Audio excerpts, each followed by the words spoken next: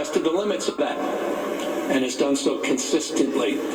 But today's order makes clear that he is not above or beyond constitutional constraints. The Constitution sets forth limits. The president is a constitutional officer.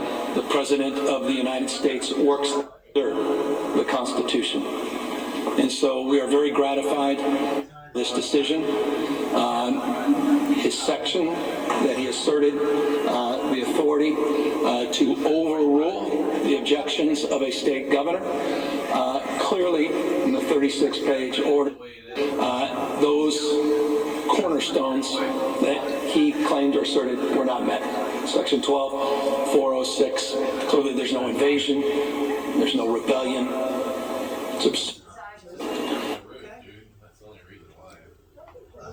Today is a big day for the Constitution of the United States, for our democracy, and I hope it's the beginning of a new day in this country where we push back against overreach.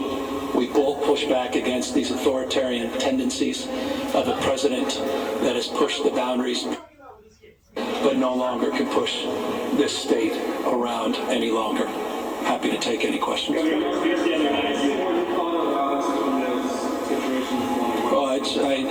I hope we look at what happened to Senator Padilla, not through the blue or red lens, but through your own set of eyes. And just tell me that that's right.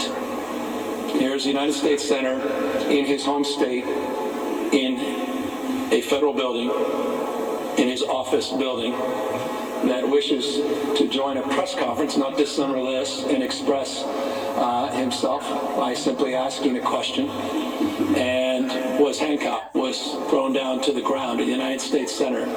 And anyone that knows Alex Padilla knows one thing about Alex Padilla. He's one of the most mild-mannered, decent people you'll meet. And that's not, don't just take my word for it. Folks on the other side of the aisle would acknowledge that. I thought it was a disgrace. I want to make this clear. The National Guard will come back under my authority by noon tomorrow. The National Guard will be redeployed to what they were doing before Donald Trump commandeered them. The National Guard will go back to border security, working on counter-drug enforcement and fentanyl enforcement, which they were taken off by Donald Trump. The National Guard will go back to working on what we refer to as the rattlesnake teams, doing vegetation and forest management, which Donald Trump took them off in preparation for wildfire season. The National Guard, men and women, will go back to their day jobs, which include law enforcement. And he took them off the job. Just want you to all absorb what I just said. By the way, you don't have to absorb it. You'll have an opportunity to review that in the 36-page order from Justice Breyer that laid that out. And they'll come back under the rightful command of the governor of the state of California.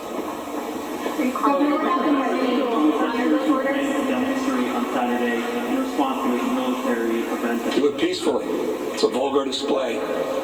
It's the kind of thing you see Kim Jong-un, you see it Putin, you see it with dictators around the world that are weak and just want to demonstrate strength.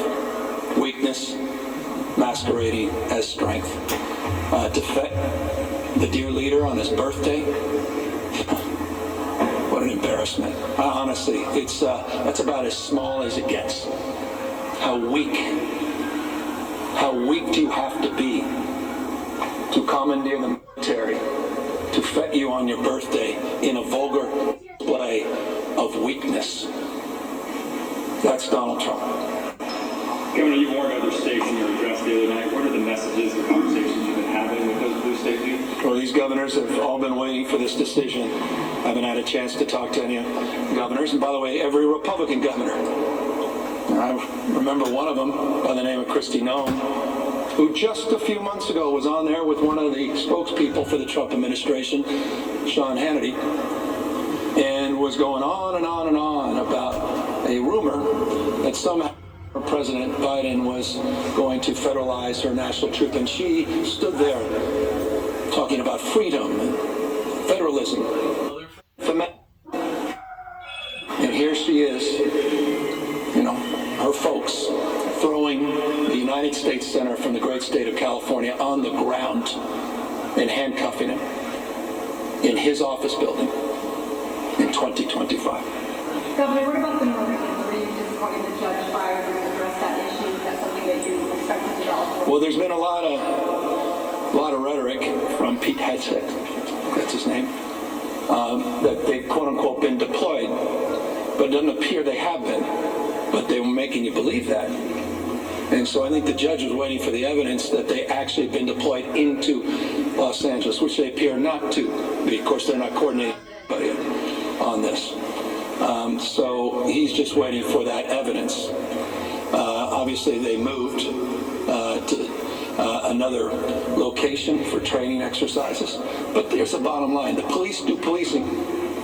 Military, it's for the battlefield. The idea that these unbelievably brave young men and women that I work with, that we have had the benefit of their extraordinary contribution all across this state. I gave you 3 examples. What more evidence do we need of the work they did during the wildfires in Los Angeles and all the work they did to secure locations and keep property and personal lives safe over the course of the last few months? These folks are now being commandeered to do ice raids. You've seen the photographs. That ends tomorrow at noon. And the notion that the United States active duty Marines, these heroes, would be used to militarize the streets of an American city is an abomination. The founding fathers did not live and die to see it. For no reason whatsoever. Theater, to instill fear, to incite a response. So I'm very hopeful this order puts that in perspective, and hopefully Donald Trump will immediately back down. The courts have ruled on the guard. They will be back under my command, and he'll be relieved. Donald Trump will be relieved of his command at noon tomorrow. On that note, are you confident that the President and Secretary Hegseth will honor this order? And then you've also mentioned that you would try to work with the President in the past. Of course. Has this situation changed your dynamic with the No, President? because I will work with anyone to advance the interests of 40 million Americans that I happen to represent here in California. And so I've always maintained an open hand, not a closed fist. But I also am going to stand firm and tall and push back against lawlessness, against someone that does not believe in the rule of law, does not believe in constraints, does not believe in the Constitution, who is threatening judges, that threatens not to abide by order.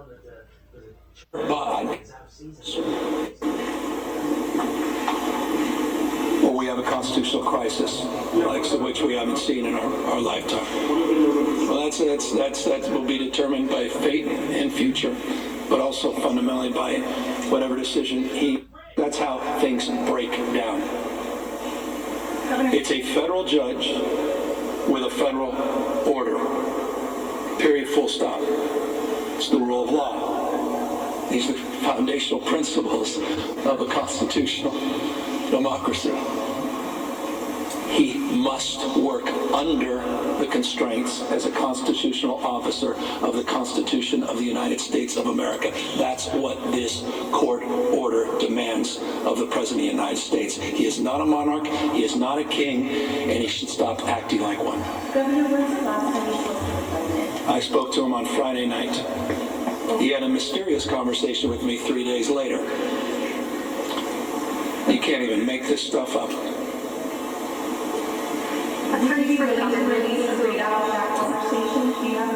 Oh, I would love to share the readout, but I revere the office of presidency, so keep it in confidence.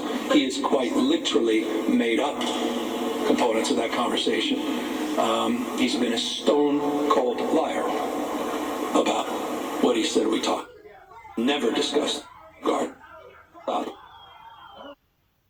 what he actually talked. Shivers. Attorneys for the government, though, today seem to imply that Friday call